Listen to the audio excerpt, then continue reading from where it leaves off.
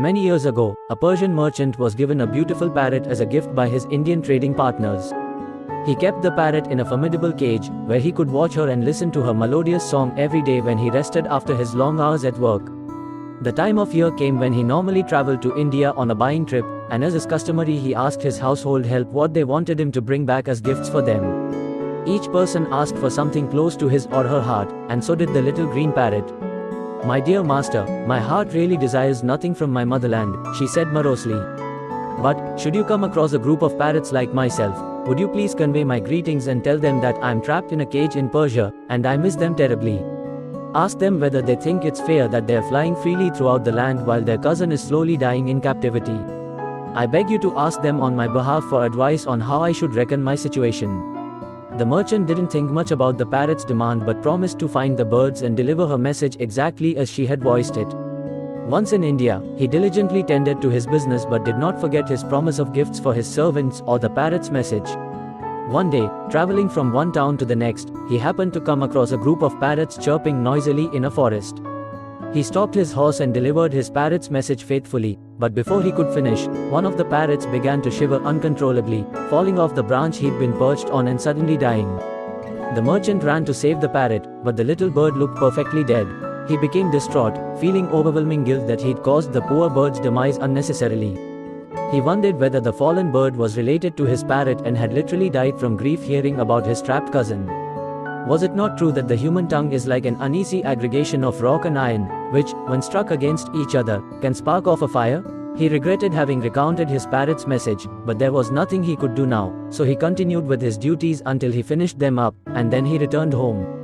Upon his arrival, he distributed the gifts that each servant had asked for but said nothing to his parrot. The bird, who had been impatiently awaiting the response of her mates, grew increasingly impatient and at last couldn't hold back any longer, asking the merchant, "So, where's my gift? Tell me, what did you see and hear from the Indian parrots?" "I'd rather not remember," said the merchant somberly. "Master, what's the matter? Why this long face?" "I told your story to a group of parrots in the woods," he said reluctantly. "But, before I could finish, one of them began to shiver, then fell from the tree and died.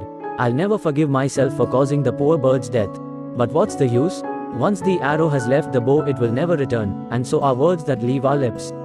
But before the merchant could finish his sentence, the little parrot fell from her perch and dropped dead on the floor of the cage.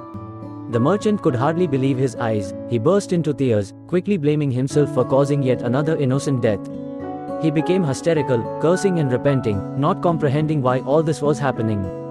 He walked back and forth staring at his bird, who lay motionless on a heap of leaves on the floor of her exquisite cage. He caressed the parrot's feathers tenderly, remembering her harmonious song, which had given him so much pleasure for so long. After a while, the merchant hesitantly opened the dainty cage door and carefully picked up the bird, carrying her to the garden and laying her on the ground while he dug a grave to bury her. Instantly, the parrot shot up to the nearest tree and perched on a high branch, looking contentedly at her former master. The merchant was awestruck, not fathoming the secret of the words he had uttered. "My darling bird, I'm thrilled to see you're alive and well, but tell me, what did I say that prompted you to emulate your cousin in India? Tell me your secret now that you're free." "That parrot was no relation to me, but by his action he taught me how to free myself," confessed the jolly parrot. "Without actually speaking, he helped me understand that my imprisonment was due to my beautiful song, my talent for entertaining you and your guests. My precious voice was in fact the cause of my servitude. By his action, he taught me that my freedom would lie in the act of dying, in the sense of forsaking my attachment to my worldly talents, which I had prized so highly." The parrot bid her merchant master farewell for the last time and quickly flew out of sight.